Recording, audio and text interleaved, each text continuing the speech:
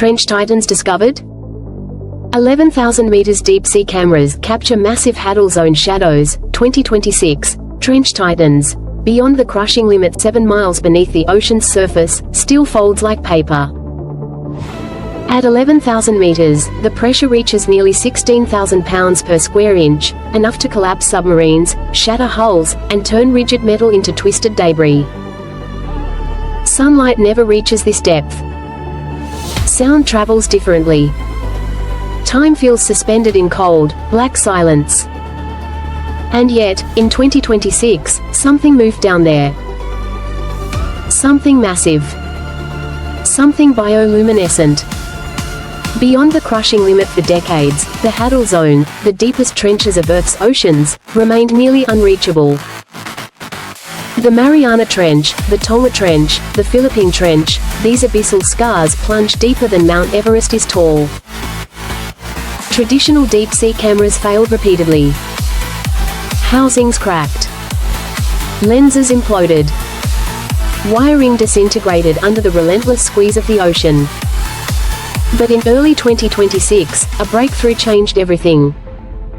A team of marine engineers developed carbon-lattice pressure housings, microscopic interwoven carbon frameworks designed to flex, rather than resist, under extreme compression.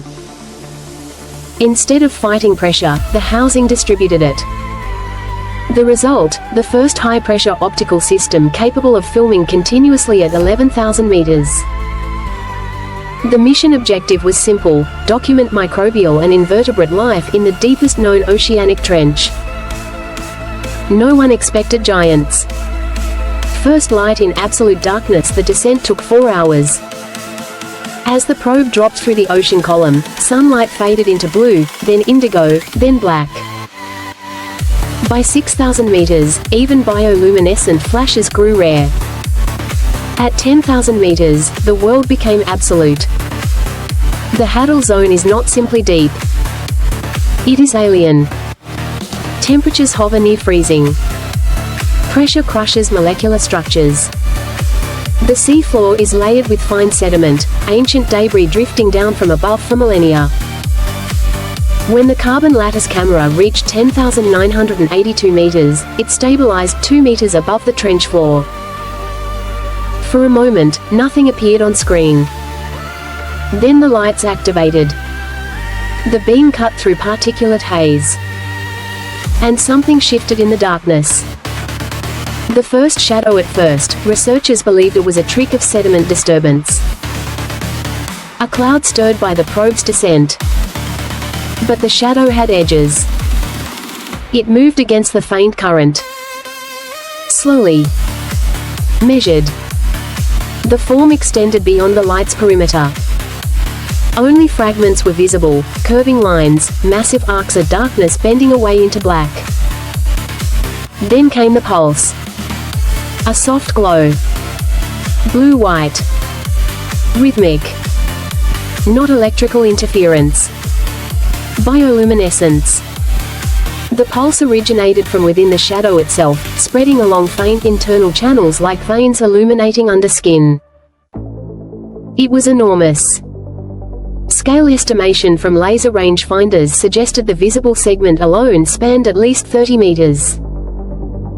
And the creature was not fully in frame. Defying known physics, life at such depths is already extraordinary. Microbes metabolize chemical seepage. Amphipods scavenge organic snow drifting from above. Snailfish have been recorded near 8,000 meters. But 11,000 meters? At these depths, proteins destabilize. Cell membranes collapse. Even specialized adaptations struggle against the crushing weight. No known vertebrate should survive here. And certainly not something the size of a blue whale. Yet the shadow moved with intention. It curved around the probe, maintaining distance. The bioluminescent pulses intensified briefly, then dimmed. It was not a random organism drifting aimlessly. It was patrolling. The Titan hypothesis. Marine biologists reviewing the footage proposed an impossible question: what if extreme pressure is not merely survivable, but advantageous? The Titan hypothesis suggests a lineage of deep ocean megafauna evolved flexible, pressure-neutral tissues. Instead of resisting compression, their cellular structures may operate at equilibrium with surrounding pressure. Imagine gelatinous tissue reinforced by protein scaffolding stronger than steel yet pliable as cartilage. Imagine blood chemistry utilizing piezophilic enzymes, molecules that function better under immense compression. These titans would not implode because they would not contain internal pressure differences large enough to collapse. They would be built for the abyss. More than one. As the probe continued filming, additional pulses flickered in the distance. Not reflections. Separate sources. At least 3 distinct bioluminescent signatures. They moved slowly, crossing paths without collision, suggesting awareness. Formation behavior. At one point, a larger shadow passed directly over the probe, briefly blocking its light. For 8 seconds, the camera recorded nothing but darkness. Then a faint lattice of glowing lines appeared above, like the underside of some colossal, translucent body.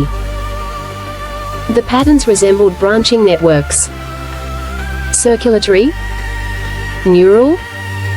Or something entirely different?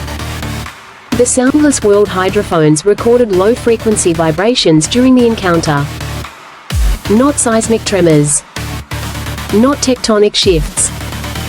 Rhythmic oscillations.